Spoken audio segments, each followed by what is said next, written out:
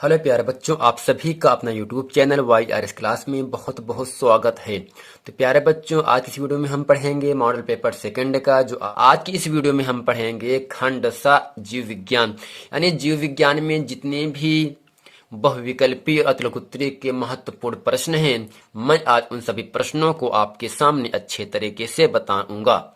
तो प्यारे बच्चों, चलते हैं प्रश्न नंबर 1 में। प्रश्न नंबर जो 9 का खंड, इसमें आपसे कह रहा है यकृत स्रावित करता है। यकृत स्रावित करता है। पहला ऑप्शन लार, दूसरा ऑप्शन जठर रस, तीसरा ऑप्शन है पित्त रस, चौथा ऑप्शन है अग्न्याशयिक रस। यानी यकृत स्रावित करता है। यकृत के एक अंग आपका है, शरीर में सबसे महत्वपूर्ण अंग आपका क्या है? यकृत है। यानी यकृत क्या स्रावित करता है? स्रावित का मतलब क्या निकालता है। ठीक, पहला ऑप्शन लार, जठर रस, तीसरा आपका है पित्त रस, चौथा ऑप्शन आपका है अग्न्याशयी रस। यानी इन चारों ऑप्शन में ऑप्शन नंबर आपका तीसरा सही है, पित्त रस। यानी यकृत स्रावित क्या करता है? पित्त रस। यानी जो पित्त रस होता है वो शरीर के यकृत अंग में स्रावित होता है। यानी यकृत अंग से क्या स्रावित होता है? पित्तरस स्रावित होता है। तो प्यारे बच्चों, उम्मीद करते हैं प्रश्न नंबर 1 आप समझ गए हैं। चलते हैं आपको लेकर प्रश्न नंबर 9 का प्रश्न नंबर खा खंड में। प्रश्न नंबर खा खंड आपसे कह रहा है पतझड़ से संबंधित हार्मोन होता है। प्रश्न है पतझड़ से संबंधित हार्मोन होता है। पहला ऑप्शन है आपके सामने ऑक्सिन, दूसरा ऑप्शन है जिब्रेलिन, तीसरा ऑप्शन है एब्सिसिक अम्ल, चौथा ऑप्शन आपके सामने है एथिलीन। इन चारों ऑप्शन में ऑप्शन नंबर आपका पहला ऑप्शन सही है, ऑक्सिन। यानी पतझड़ से संबंधित हार्मोन क्या होता है? वो आपका पहला ऑप्शन है ऑक्सिन। यानी ऑक्सिन क्या है? ये पतझड़ से संबंधित क्या है? हार्मोन है। चलते हैं प्रश्न नंबर ग आपके सामने अच्छे तरीके से बताते हैं। प्रश्न नंबर ग आपसे कह रहा है पराग नली में नर युग्मक की संख्या होती है। पराग नली में नर युग्मक की संख्या होती है। ऑप्शन पहला है 1, दूसरा ऑप्शन 2, तीसरा ऑप्शन 3, चौथा ऑप्शन 8। यानी इन चारों ऑप्शन में ऑप्शन नंबर आपका दूसरा सही है, 2। यानी पराग नली में नर युग्मक की संख्या कितनी होती है? 2 होती है। यानी पराग नली में 2 नर युग्मक पाए जाते हैं। पहले बच्चों चलते हैं प्रश्न नंबर घ में। प्रश्न नंबर घ आपसे कह रहा है एक द्विसंकर का दर्श प्रारूप होता है। एक द्विसंकर का दर्श प्रारूप होता है। पहला ऑप्शन आपके सामने है 1:2:1:1, दूसरा ऑप्शन है 2:1:1:1:2, तीसरा ऑप्शन है 9:3:3:1, चौथा ऑप्शन आपके सामने है 3:1। यानी इन चारों ऑप्शन में एक द्विसंकर का दर्श प्रारूप किसे माना जाता है? वो ऑप्शन नंबर आपका तीसरा सही है। तीसरा क्या है? 9:3, 3:3:1। ठीक, यानी 9:3:3 क्या है? 1 है। ये क्या है? एक आपका एक द्विसंकर का प्रारूप माना जाता है। तो प्यारे बच्चों, उम्मीद करते हैं खंड सा के जो जीव विज्ञान, इसमें प्रश्न नंबर 9 का जो बहुविकल्पीय प्रश्न है का, खा, गा और घा, इसको आप अच्छे तरीके से समझ गए होंगे।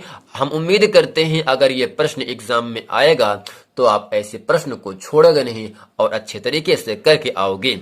चलते हैं प्रश्न नंबर 10 का खंड आपके सामने अच्छे तरीके से बताते हैं। प्रश्न नंबर 10 का आपसे कह रहा है प्रतिवर्ती क्रिया तथा टहलने के बीच क्या अंतर है। यानी प्रतिवर्ती क्रिया और टहलने के बीच में क्या अंतर है। यानी जब प्रतिवर्ती क्रिया कोई कार्य करता है उसमें कौन सा अंग भाग लेता है, और जब हम टहलते हैं उसमें कौन सा अंग भाग लेता है। चलते हैं इस प्रश्न का उत्तर आपके सामने अच्छे तरीके से बताते हैं।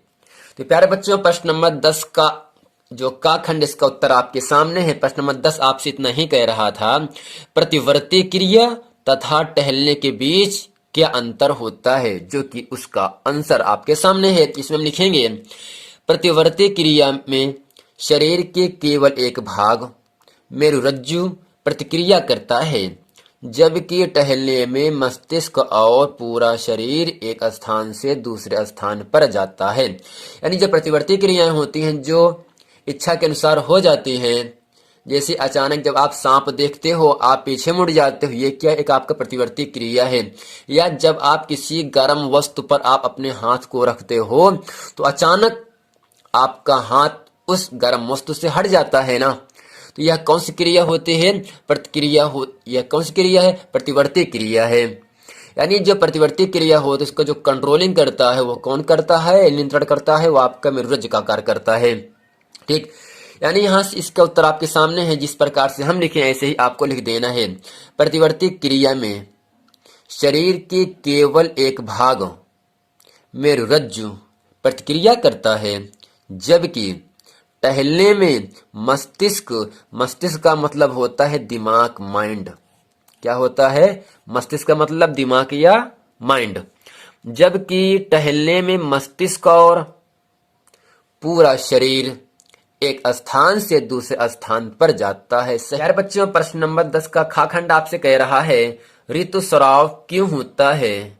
ऋतुस्राव क्यों होता है? चलते हैं इस प्रश्न का उत्तर आपके सामने अच्छी तरीके से बताएंगे।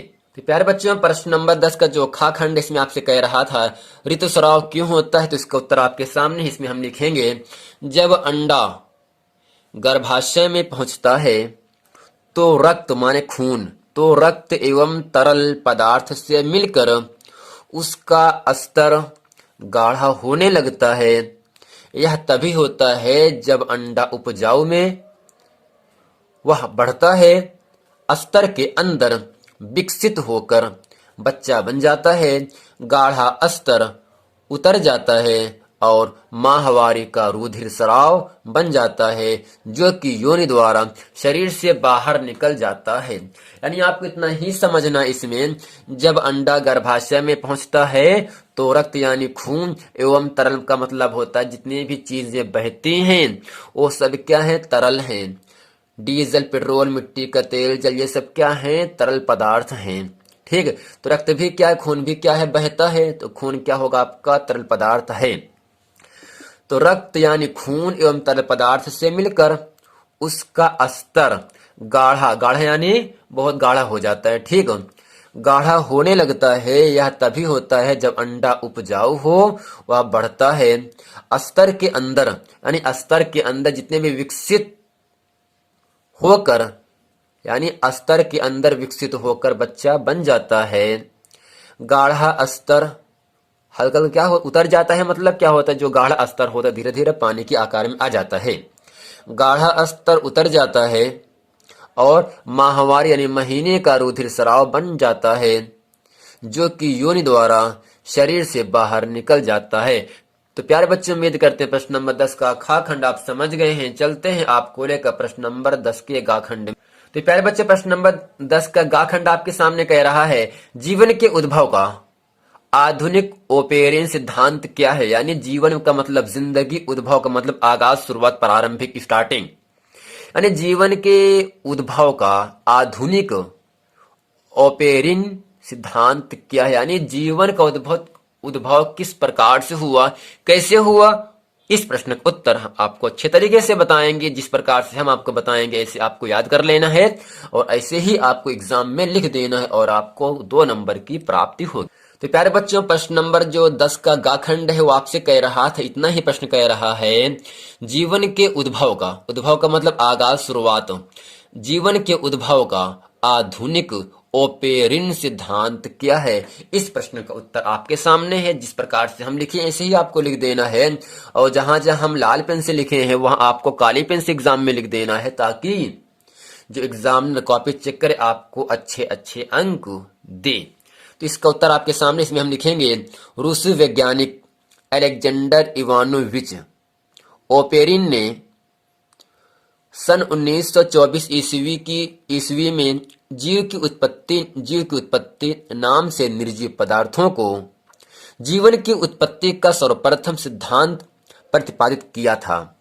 ओपेरिन ने कहा कि सजीव व निर्जीव में कोई मूलभूत अंतर नहीं होता।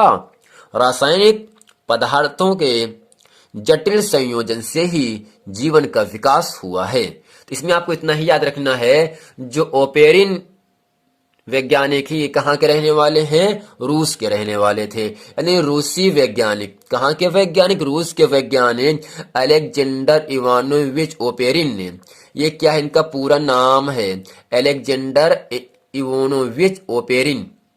ठीक, इन्होंने क्या बताया कि सन 1924 में जीव की जिसके अंदर जान हो तो वो सब क्या है, जीव है। ठीक, जीव की उत्पत्ति यानी उत्पत्ति की आगाज, शुरुआत, प्रारंभिक जीव की उत्पत्ति नाम से निर्जीव पदार्थों को, निर्जीव का मतलब जिसके अंदर जान नहीं होता है, जीव का मतलब जिसके अंदर, जिसे हम सजीव भी कह सकते हैं, सजीव कहे या जीव कहे दोनों बात एक होता है। बट जो निर्जीव है, तो निर्जीव का मतलब होता है जिसके अंदर जान ना हो। जैसे लकड़ी हो गया, पेट्रोल, डीजल, मिट्टी के सब क्या है, इसके अंदर जान होता है, नहीं होता है ना।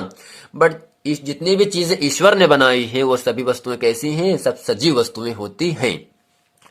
तो जो रूसी वैज्ञानिक अलेक्जेंडर इवानोविच ओपेरिन है, इन्होंने क्या बताया कि 1924 ईस्वी में जीवन की उत्पत्ति नाम से निर्जीव पदार्थों को जीवन की उत्पत्ति का सर्वप्रथम सिद्धांत प्रतिपादित किया था।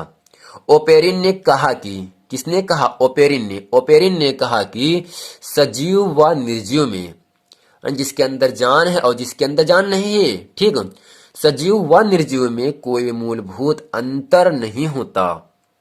रासायनिक पदार्थों के जटिल संयोजन से ही, तो संयोजन का मतलब मिलना, जटिल का मतलब होता कठोर, मजबूत, जटिल संयोजन से ही जीवन का विकास हुआ है। तो प्यारे बच्चों, उम्मीद करते हैं मॉडल पेपर 2 का विषय विज्ञान अर्थात जो खंड 7 का जीव विज्ञान है, इसमें जितने भी बहुविकल्पी और अतिलघुत्तरी के महत्वपूर्ण प्रश्न थे, मैं इस वीडियो में आपको अच्छे तरीके से समझा दिया। अगर आप इस प्रश्न को पूरी तरीके से याद रखेंगे तो एग्जाम में उम्मीद है ये प्रश्न पूछे जाएं। यदि पूछे जाएंगे, यदि आप पढ़े रहोगे तो आप इस प्रश्न को अच्छे तरीके से कर पाओगे। तो प्यारे बच्चों, उम्मीद करते हैं ये वीडियो आपको पसंद आया होगा। अगर वीडियो पसंद है तो वीडियो को लाइक करें, कमेंट करें, सब्सक्राइब जरूर करें, ताकि आने वाला वीडियो आप तक आसानी से पहुंचता रहे। यदि आपने इसके पहले का वीडियो नहीं देखे हैं तो आपसे निवेदन है कि आप उस वीडियो को देख लें, ताकि वो सभी प्रश्न वीडियो आपको अच्छे तरीके से समझ में आ जाए। मिलते हैं अगली वीडियो में, तब तक के लिए थैंक यू।